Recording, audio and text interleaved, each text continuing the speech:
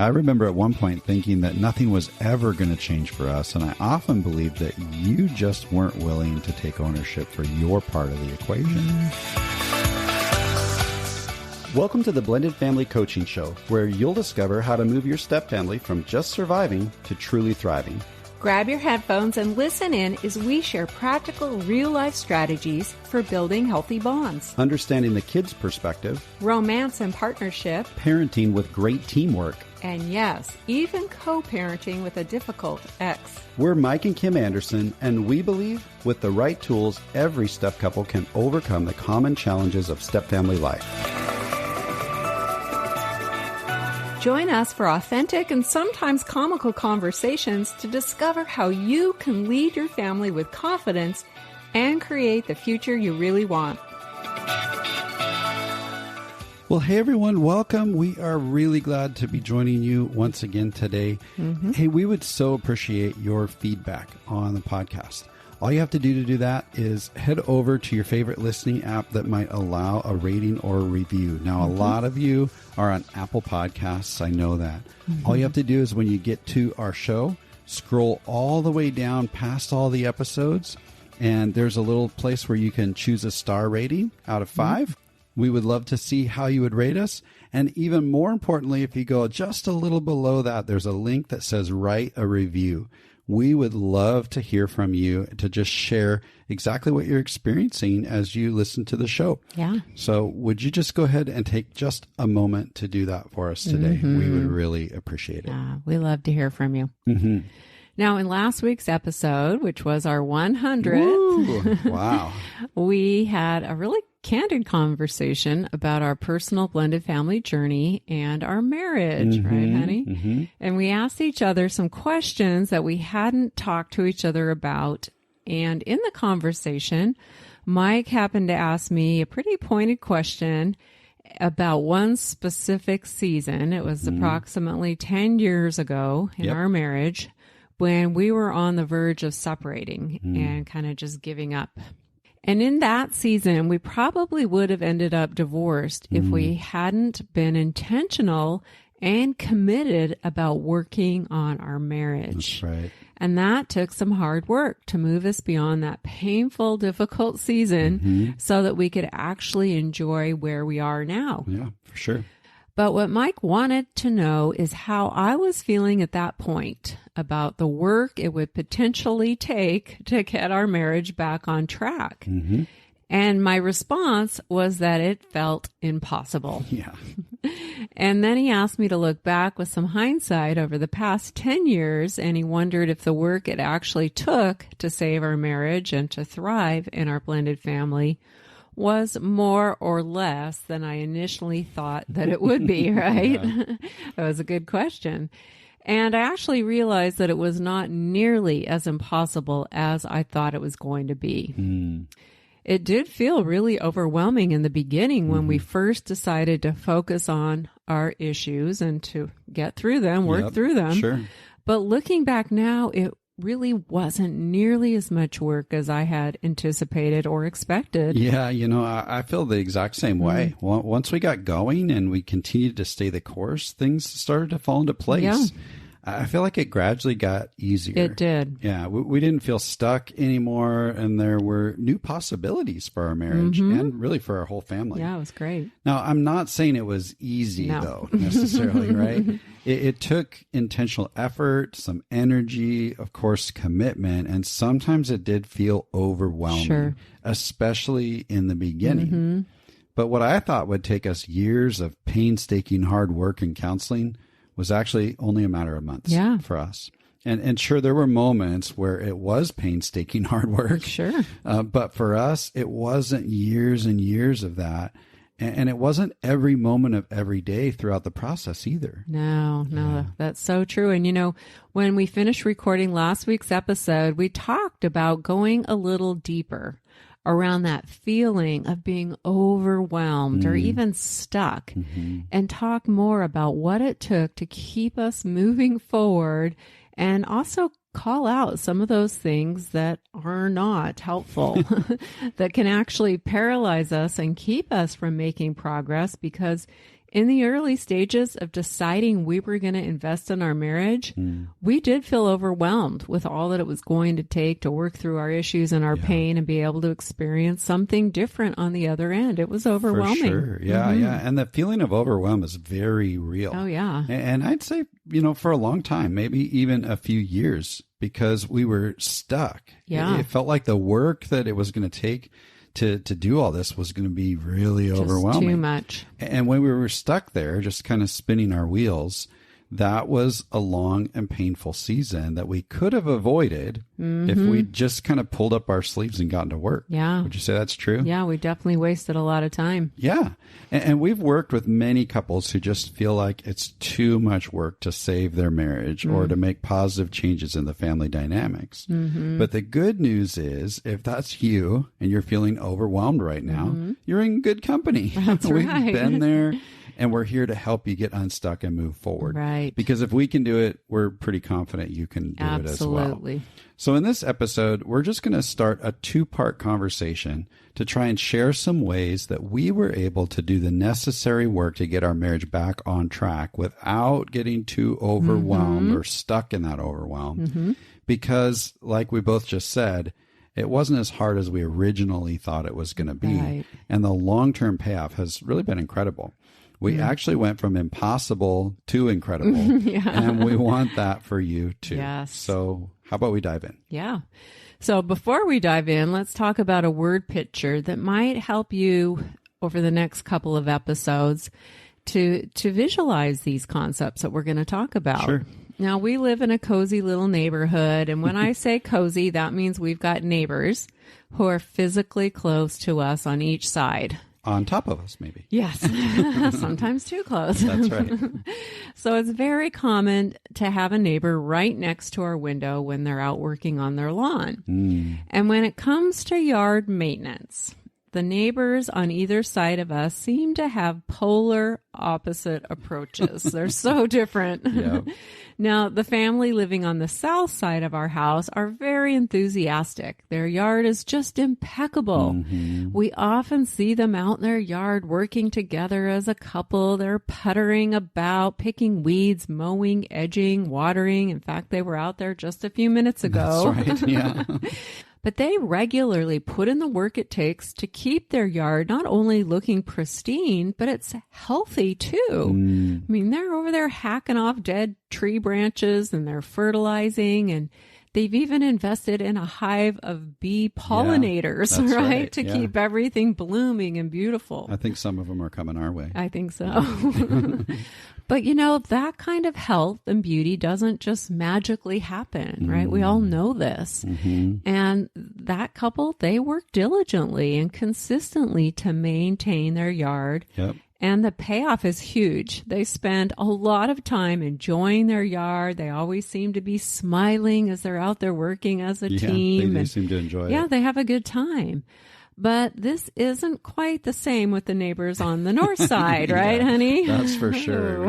It's actually a rare event to see that couple out in the yard. Most of the time, the yard is overgrown, not with tall grass, but mostly dandelions and a variety of weeds everywhere. And tall grass, some too. of both, yeah. Their fenced-in backyard often looks a bit like a jungle, and we've sometimes wondered if their dog ever gets lost in there when he heads out to go potty.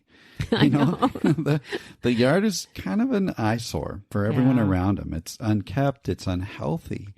But once in a while, one of them will go out and they'll attempt to mow. Right. And typically when that happens, when it's reached unsightliness. Oh, yeah. Right? It's bad. And when they do decide to mow, it's a huge undertaking. It's a ton of work for them. Even though the yard is pretty small, they're out there huffing and puffing, and there's piles of grass and weeds and clippings all over because there's been no ongoing maintenance. They've neglected the yard. The work that it takes to just simply mow the lawn, which really should be the bare minimum, that work tends to be overwhelming now and exhausting. Yeah. And we've witnessed them struggle through these rare moments of yard cleanup, and they're never smiling. No. They also don't seem to just enjoy spending any time in the yard, which kind of makes sense because it's not that enjoyable of an environment. Yeah. And so we're guessing that they probably never really venture out into that backyard jungle either. Yeah, I've never seen them out there, actually. Yeah.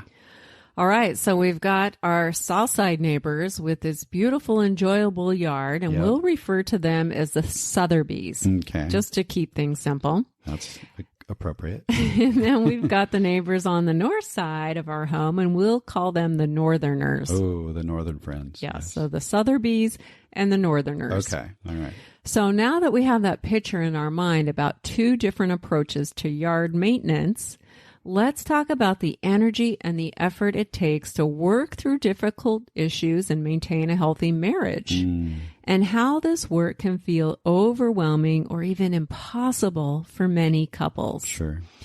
And the truth is, how we choose to look at and approach issues in our marriage can either make or break the relationship. That's right. Yeah, and that's just a fact that we've seen play out many times, including in our own relationship. Yeah, for sure. Yeah. So to help you move beyond that feeling of being overwhelmed or even paralyzed by all the work you think it's going to take, if it feels impossible, we want to help you get to a different place where you're feeling more hopeful and confident that you can do the work. And we're going to talk about what we call backbreakers and load lifters. And these concepts really apply to any area of life, whether it's around how you navigate the challenges of blended family life and parenting struggles, or how you handle financial issues, or even issues around intimacy and connection, whatever it might be. Yeah. I think we've wrestled with all of those. Have.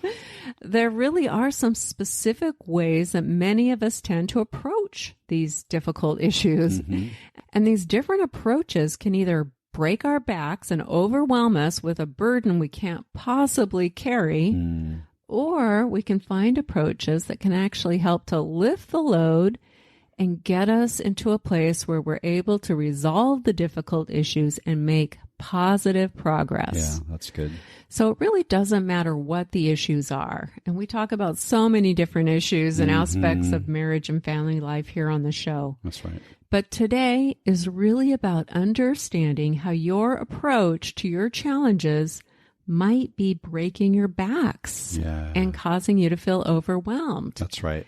And then next week, we're going to explore some ways that you can lighten the load as a couple and move forward and take some practical steps. Yeah, and the last thing we want to do is add to any kind of feelings of overwhelm. No. That's part of why we're breaking this into a two-part series. Well, what we really want you to do is simply listen today. Just hear what we're sharing without feeling like you have to take action on every little thing that we're talking about. Right. We're going to give you a few questions for you to thoughtfully consider and ask yourself, but don't let yourself get bogged down or feel pressure to take action right this minute. Right. We're going to ask you to just simply listen for a little while, answer some questions for yourself, and maybe contemplate some possibilities. Right. That's all we want to accomplish in today's episode. All right. So, honey, tell us what the first backbreaker that we need to be aware of that might create stress and overwhelm when it comes to this whole work we need to do in our marriage. We're so excited to let you know about something brand new we've created just for you. We've realized that with so many episodes available here on the show, it might feel a bit overwhelming to find the topics that matter most to you. That's why we've created a simple tool for you to receive a personalized playlist focused on your current struggle or your biggest challenge. That's right. It's called the Blended Family Breakthrough Quiz. You'll answer just a few questions, and based on your responses, we'll email you a curated custom playlist of episodes that are specific to you. This simple quiz will direct you to the most impactful episodes that pertain to you personally and keep you on track in your journey of discovery, learning, and growth. So, scroll all the way to the bottom of the show notes for this episode and click the link to take the Blended Family Breakthrough Quiz today. Okay, let's get back to the discussion. Well, first let's talk about how painful cycles and conflict can impact marriage, right? I mean, when I think back to that time when we were stuck and ready to throw in the towel, I remember feeling exhausted, by the repetition of dealing with the same things over and over, right? It just felt like we'd never break free from these problems because sometimes things would seem to get a little better, right? We'd have a bit of a reprieve. Right. But then something would happen and we'd get sucked right back into that same old argument, right? There were patterns of dysfunction that we couldn't seem to get away from. Now, painful cycles and conflict are backbreakers. In the heat of an argument, we often say and do things that are really hurtful and things that we regret later. But unfortunately, the damage has been done and we end up feeling resentful and disconnected. And when these cycles continue, it starts to feel like we're working against each other in opposition. And the backbreaking cycle of conflict makes things feel so heavy and oppressive and, well, impossible to get out from under. Right? We were stuck in that for a long time. Oh, yeah. And, you know, when I see our neighbors, the Northerners out there struggling to tackle their overgrown yard, they just look exhausted and frustrated and irritated. I just wonder why they choose to repeat the same cycle over and over of neglecting the yard until it's to the point of becoming that back-breaking chore rather than trying to do something different. Right. As a result of avoiding and then taking a reactive approach when they can't take it any longer because the weeds are too tall, they never really get to enjoy the yard. And the way they choose to approach the work of just simply keeping the weeds at bay once in a while, it ends up being exhausting and probably feels impossible when they're in the middle of it. At least that's what it looks like by the looks on their faces, right? Yeah, and it's kind of that definition of insanity, right? They're doing the same thing over and over, but they're expecting a different result. Yeah. You know, maybe they expect that the lawn won't grow as quickly as it usually does, or that somehow it won't become such this big, overwhelming chore, even though they continue with that same cycle of neglect and avoidance. Yeah. So one question to think about and consider for your own marriage is this. Are we avoiding painful issues and reacting with repetitive cycles of conflict? And if so, you might ask yourself, is this reactive approach breaking our backs and keeping us stuck? Yeah, those are important questions. And if your initial response to that is yes and yes, like we totally get it. Yep, we do. It took us a long time to admit it back when we were facing that overgrown weed-filled yard of a marriage that we had. And avoiding that reality in our lives is part of what kept us stuck. And the thing about a neglected yard riddled with weeds is that pretty soon the weeds are just about all you notice. And speaking of weeds, that really takes us to our next backbreaker. Right. You know, the Northerners have a lot of big, nasty weeds, and they've really taken over their yard. And we've noticed that when they decide to mow, it takes almost no time at all before the weeds spring right back up and they very quickly resume their dominance in the yard. Yeah. And of course, we all know that if you don't pull a weed out by the root, it really hasn't gone anywhere. No. We've also noticed that their big weed patch has been taking over our yard. You know, their territory is growing and the weeds are actually gaining strength. Yeah. And that's a good picture of how deep-rooted issues can become backbreakers in our marriage. And if you can think about your marriage as a landscaped yard, and there's a sweet flower garden with plants that you've carefully selected and you've lovingly planted, but unfortunately your flower garden has been invaded by nasty, ugly, destructive weeds.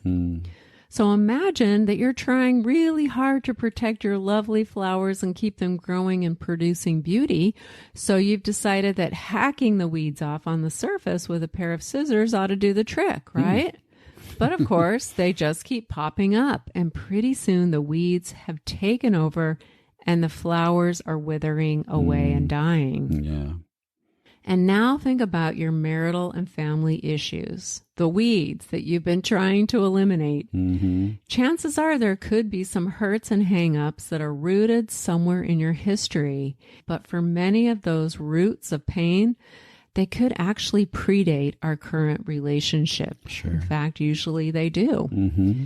In our last episode, we shared about Mike's painful issues around abandonment and my insecurities and trust issues. And all of this impacted our marriage and destroyed the beauty that we were trying to create. Yeah, sure. We had some deep-rooted weeds that we each brought into our marriage, baggage from our past and old wounds that hadn't been dealt with. Oh, for sure. And the reason why these weeds broke our backs for so long was because we really weren't pulling them out at the root. Right. We were hacking and whacking them down on the surface as best that we could, and we thought we were working to solve the issues, but then they'd just spring right back up. I'd suddenly have another angry outburst when my abandonment issue got triggered, and Kim would quickly shut down and get depressed because I'd trip over her tripwire of insecurity. So we deal with what was on the surface. I might apologize for my outbursts and commit to do my best to not let my anger get out of control again. Kim would try to forgive me, give me the benefit of the doubt, and then she'd perk up a little bit, but she'd still be a bit apprehensive about fully opening up to me. And we're not the only ones that see this stuff. We work with couples all the time who are stuck here. And often they're doing good things to try and manage their issues, right? There's nothing wrong with making apologies and trying to show up well and reading books and work through things and trying to learn how to have a healthy marriage. Maybe they're listening to podcasts just like you are right now. They're attending marriage retreats, spending quality time together. All of these things are really helpful, and they give us some new perspectives and offer tips for how we can improve our situation. And sometimes we'll be able to apply what we've learned and get a little bit of relief from this invasion of the weeds. It seems like the problem might be solved in the moment, but then something happens. Someone gets triggered by a difficult situation or a tough decision or a difficult conversation, and boom, the weed springs right back up, and there we are, stuck in the weed patch again, feeling frustrated because in reality, nothing's actually changed. Right. It doesn't really matter how beautiful your flower garden is. If there are underlying issues festering beneath the surface of your relationship, those ugly, unwanted, weedy issues are going to always reappear. Yeah. So a question you might consider around your marriage is this: are we breaking our backs, hacking away at the surface of the problem, but leaving the root of our issues untouched? That's a great question. I remember early on when I was trying to figure out my anger issues, I really blamed you for it. And that was my way of just trying to cut the weeds at the surface. Right. I would think, well, gee, if Kim would just stop doing this or saying that, then we should be okay, right? But my reaction to those surface level things were simply a reflection of my own pain. And I learned that my pain was my responsibility. Yeah, and it was deeply rooted. Yeah. If I was going to pull out this weed of conflict by the root, I had to deal with my own insecurities and learn new ways to respond when the pain hit. And once I discovered how to do that, I didn't react the same way to you any longer, did I? Even in those times when you were saying or doing the same exact things you did before, the weed was uprooted and I responded differently, and it made all the difference. Yeah, I think I said last week that was one of the miraculous things of our marriage was that you pulled up that root. Yeah. That caused the anger. That's right. This is a big one. It is. Everybody needs to pay attention to this. Okay, so we've talked a little bit about the backbreaker of avoidance, right? Trying to just avoid doing the work at all, the cycles and the pain and all that. We talk about the backbreaker of just surface level work rather than uprooting the weeds. Another backbreaker to consider is all around motivation and investment. Right. One major difference between the Sotheby's and the Northerners on either side of our property here, besides their approach to yard maintenance, is that the Sotheby's are homeowners and the Northerners are renting their home. Honey, do you think that might impact each couple's motivation around caring for their yard? Yeah, absolutely. I mean, the Sotheby's home is an investment for their long-term future. Sure. So they'll certainly be motivated to retain and even increase the value of their home by putting in the work to care for it. Right. But the Northerners probably aren't looking at a rental house as an investment. Right. They really aren't in it for the long haul. So maybe they just don't have the motivation to put in the work and really take care of it. Yeah, that might be true. Yeah. I agree. And, from the outside, these two homes look very different. Mm-hmm. It's easy to see which couple is committed to the long-term investment and which couple's not. The same principle applies to our marriages. Mm-hmm. It's often easy to tell who's all in and motivated to invest in their health of their relationship and who's not. Right. But here's where many couples get tripped up. If we happen to believe that our spouse has to be all in, just as motivated as we are in order for things to change, then we've actually fallen into a back-breaking trap of hopelessness. We might even feel powerless to make any real progress. Yeah.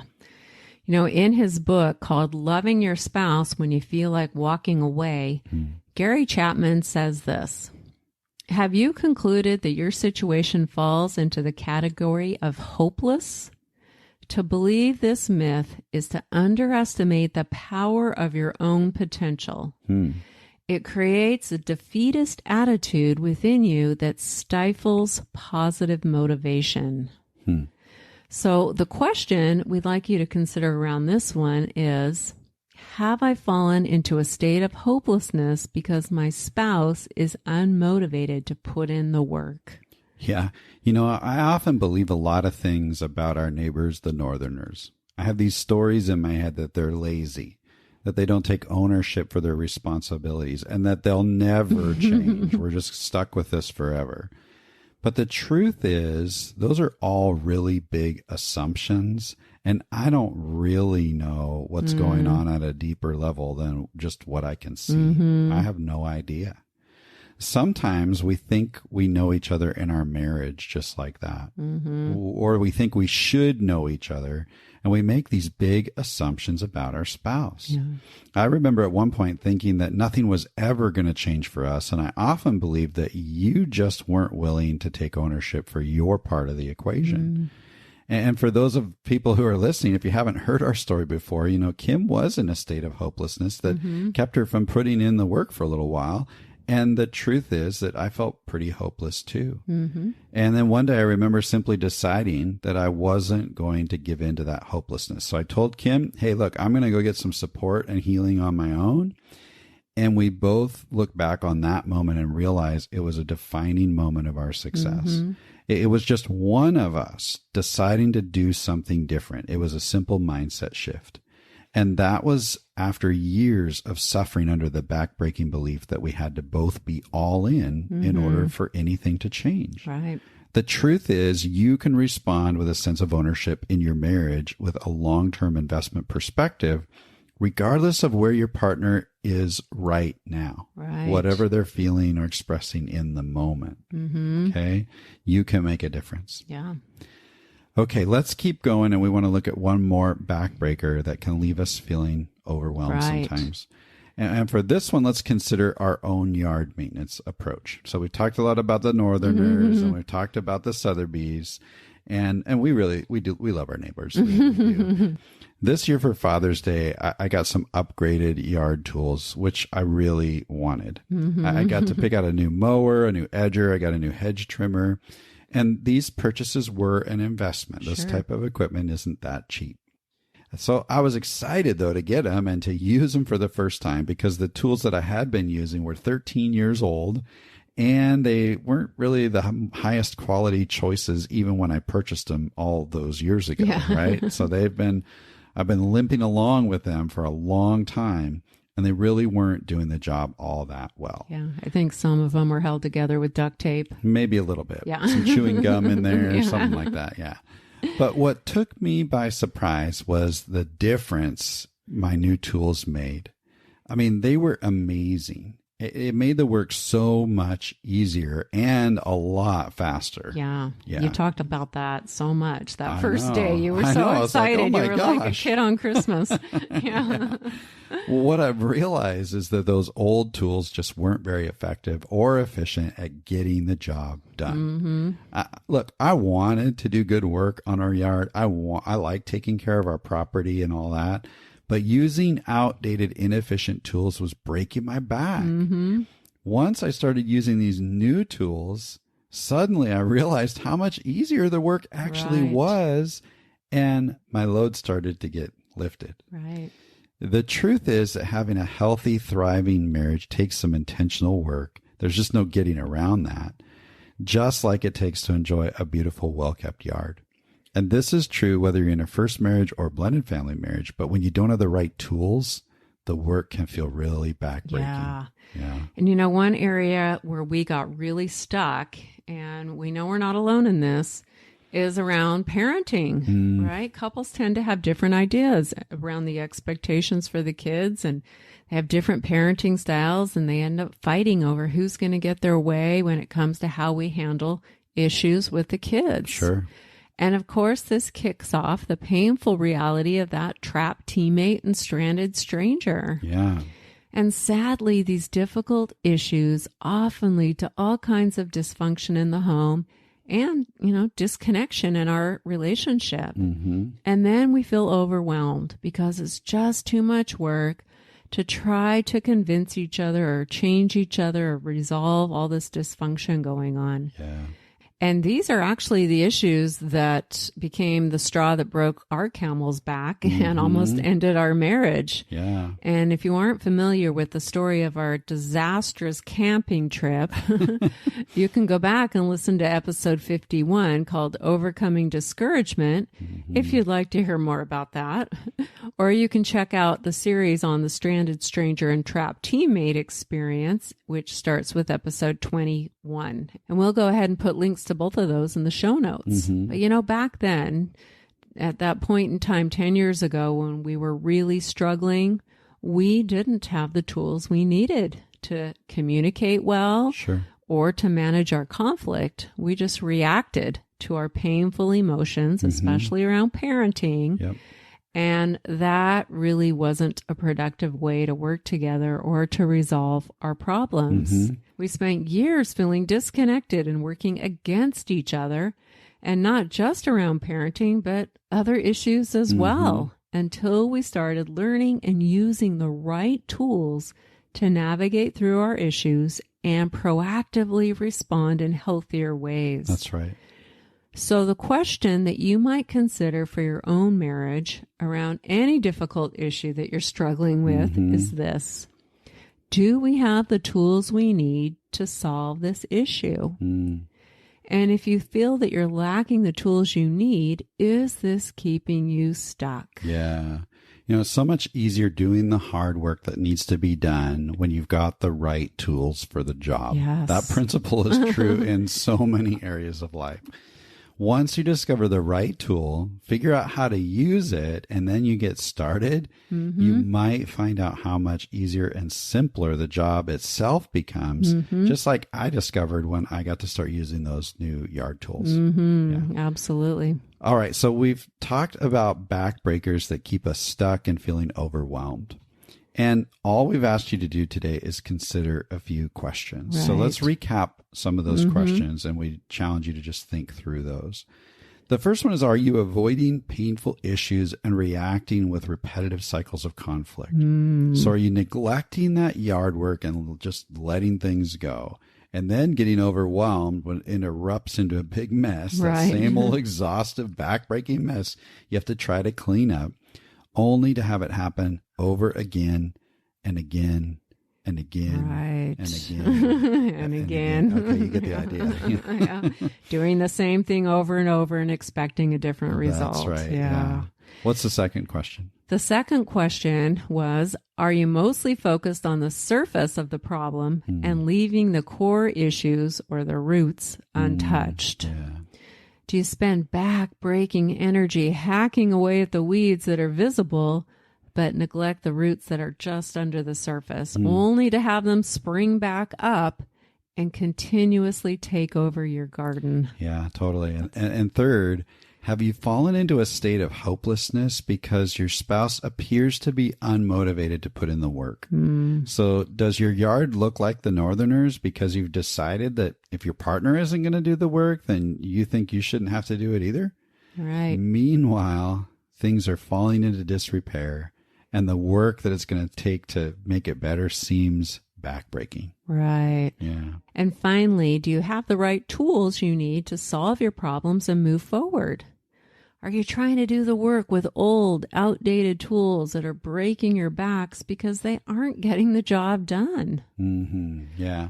And maybe one specific question here we've been asking really resonates with you.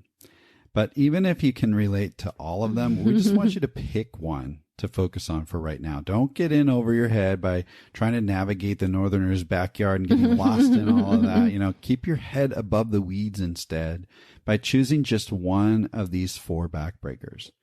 And if you want, it might be really helpful for you to take a little time to journal or just jot down some thoughts around one of the questions. Right. What have you noticed about this specific approach when you hit a challenge? When does this seem to impact your marriage the most? What do you think is the short-term and the long-term impact?